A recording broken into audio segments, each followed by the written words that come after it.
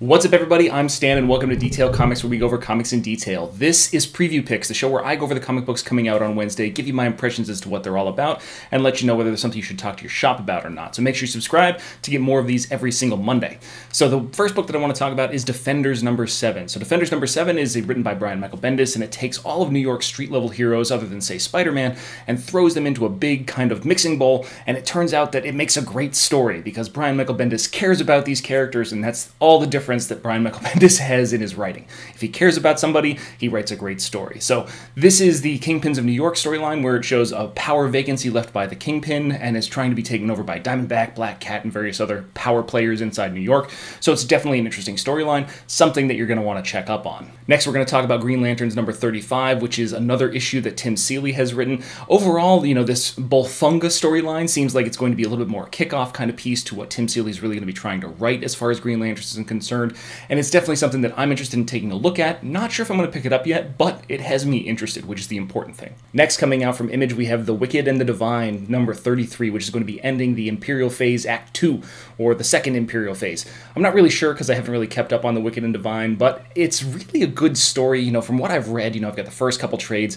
It's really interesting. It's just something that I feel like I want to devour all at once. Kind of like Jonathan Hickman's run on the Fantastic Four. Like, reading it as a collected edition just makes it that much better. So, you know, this is going to be an opportunity for people to either pick up the last book of the arc or have a real fundamental understanding that if you wanted to grab an entire run of a comic book from 1 to 33, this is going to be the most complete story you're going to get out of Wicked and Divine for quite some time. Then we have Peter Parker Spectacular Spider-Man number 297, which is going to be a continuation from the previous story, which shows Spider-Man revealing his identity to J. Jonah Jameson. So this is going to become all kinds of tension. It's gonna really ratchet things up for Peter Parker.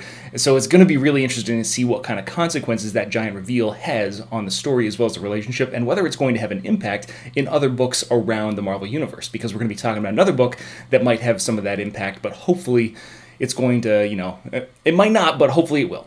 Next, we'll dive back over to DC, and we'll talk about Super Sons number 10, which is overall one of the most fun books that's coming out of DC right now. It's not something that I talk about much, but with the end of the Planet of the Capes storyline, we get to go back into a situation where Damian and John are back together, and they're kind of setting up their own secret base, and this becomes a situation where we're heading into another major arc that's actually going to cross over with Superman. So I believe it's like the Super Son of Tomorrow, something along those lines, and it looks like it's going to be a really interesting story arc. So now is a great time to get onto Super Sons before that giant crossover event gets going, because you're going to get context for a lot of the things that have happened previously and that are going to be coming up in the next storyline. However, if we're talking about storylines, we have to talk about the end of a storyline, which is The Rise of the Robots in Descender number 26. Overall, Descender by Jeff Lemire and Dustin Nguyen has been one of my favorite books coming out of Image for the past couple years, and I love everything about this storyline. I can't recommend it to enough people, and if this is going to be the end of the Rise of the Robots, we have so much more that really has to develop as far as the Descender universe is concerned. So I'm really excited to see where this one goes before the book goes on hiatus for a little period of time as they develop the next ongoing story arcs. Jeff Lemire's got a lot on his plate, so I'd expect that to be, you know, a few months to kind of get things ratcheted back up, but I can't wait to see what happens in the meantime. Now we can dip back over to the other Spider-Man book that I was talking about previously, and that is Amazing Spider-Man number 791, which continues to see Spider-Man be the villain of New York City, but not necessarily Spider-Man himself, but Peter Parker, the actual person that ran Parker Industries, and his giant failure at running this global conglomerate has really impacted a ton of people that has caused him to feel more comfortable as Spider-Man than he does as Peter Parker.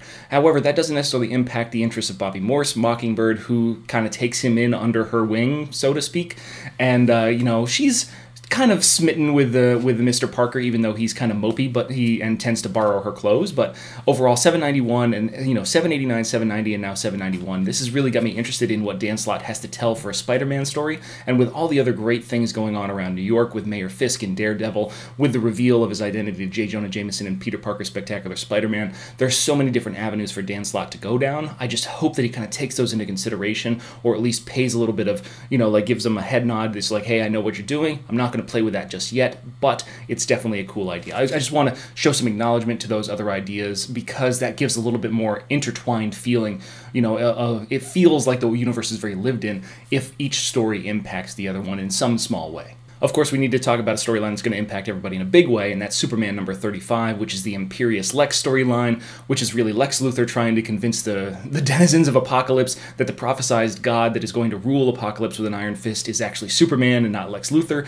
And then we see, Steppenwolf taking in John Kent. We've got Lois Lane fighting as part of the Female Furies. It's just so much going on, and it's so cool. So it's just really fun. I definitely like Superman. Superman number 35 is a book that I highly recommend. I don't think there's been a bad issue of Superman since it launched at the beginning of DC Rebirth. Huge fan of this book. Definitely something I recommend you guys pick up. Of course, there is another Image book that I'm really excited about, and that is The Realm number 3. So The Realm number 1 kind of caught me off guard with its Steely Dan reference and this kind of magical, mystical nature of the world that is the United States, but with a dimensional rift that has kind of allowed these magical entities, these dragons and goblins and orcs and all this kind of stuff to spill out into the Heartland and, basically dominate the world for the past few decades.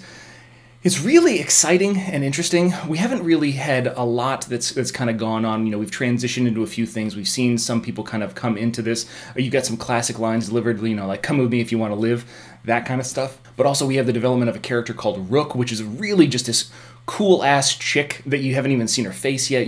She's got to have some sort of tragic backstory, but I just want to see more Rook in the realm. I want her to be, like, the main protagonist. I want more Rook's story.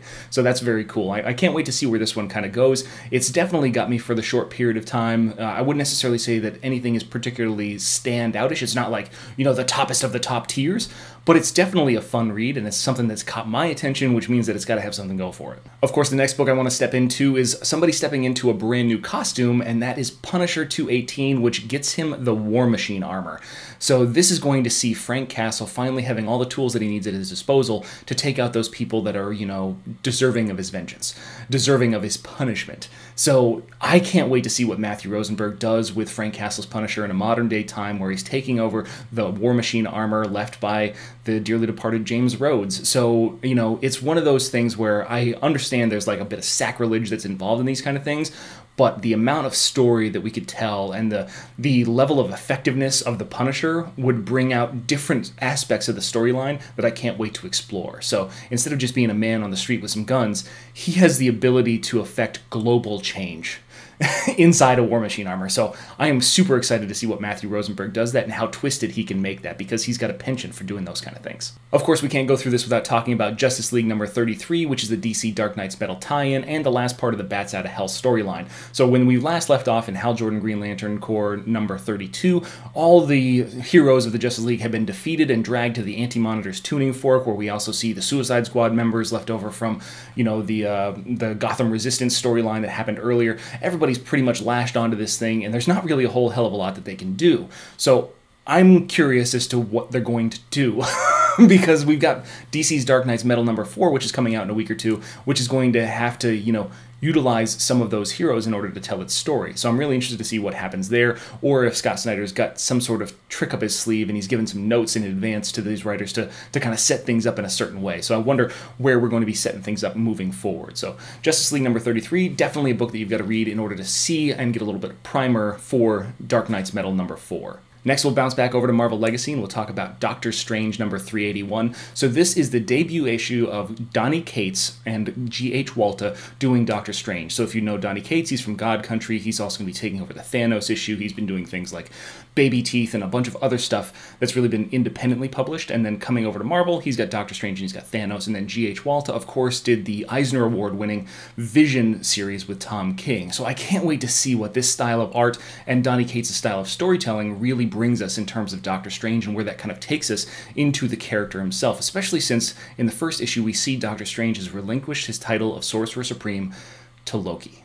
And what Loki has to do is defend everybody from the mysteries and dire consequences of magic itself. Is Loki going to become a good Sorcerer Supreme? Is Doctor Strange going to be able to find his way back to the title of the Master of Magical, Mystical, blah, blah, blah, blah, blah, the Sorcerer Supreme? Is he going to redeem himself? Is he going to recapture that power that he once had? I hope so, but the sounds of it, it might not happen for a little while, so I'm really intrigued as to where this might be going. Definitely a recommendation from me, and probably one of my highest recommended Marvel Legacy books coming out in this new revamp. Of course, if we're talking about conflicts, we need to bounce back over to Batman number 35, which sees the conclusion of the fight between Talia al Ghul and Selina Kyle.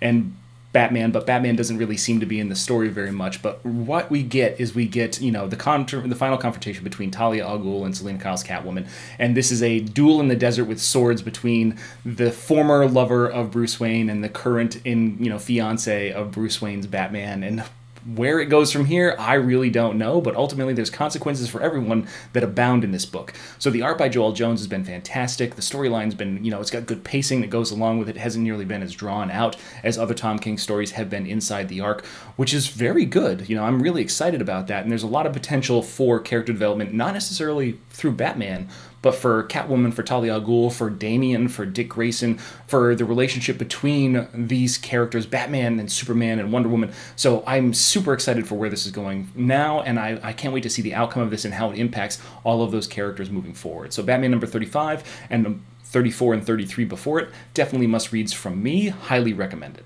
Of course, one of the big storylines that we have to deal with coming out of Marvel Legacy is the Death of the Mighty Thor. So in part number 2, we get Mighty Thor number 701, where we see the Mangog making his march on Asgard, and on the cover of this, we see a destroyed Mjolnir. So that has serious implications for Jane Foster's Mighty Thor, as well as the rest of Asgard in general. Last we saw the Odin son, he was drowning his sorrows inside, the last we saw of Odin's son was in 700, and he was battling the Norns. So, for the Norns. So there's so much that's going on. We've got the battle between the War Thor and Mangog, who Mangog destroyed Tooth Gnasher. Oh my, there's so much shit that's going to be going on. I am so much more excited for this right now that I'm talking about it again. There's so much good stuff that's going on in Mighty Thor. I wish that it came out sooner. I can't wait to see where this kind of ratchets up the tension inside the storyline. Highly recommended and definitely a must-read from me. However, it doesn't take the top spot of the book that you need to read the most this week, and that is The Batman Who Laughs number 1. So this origin story of this Joker-Batman amalgamation that has been given birth from the Dark Universe and is kind of this master puppeteer. So Barbatos is his master, and he is the master of all these other Dark Knights that are taking on the Justice League members throughout this dark multiverse, light multiverse conflict.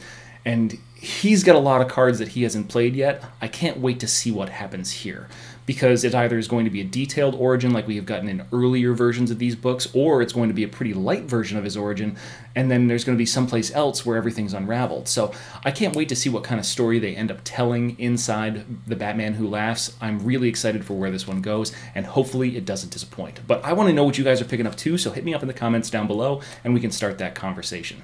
As always, if you like what you see, hit the like button. Don't forget to subscribe to get more news, reviews, and commentary of comic books, comic book movies, comic book TV shows and games, and anything and everything inside the world of comics.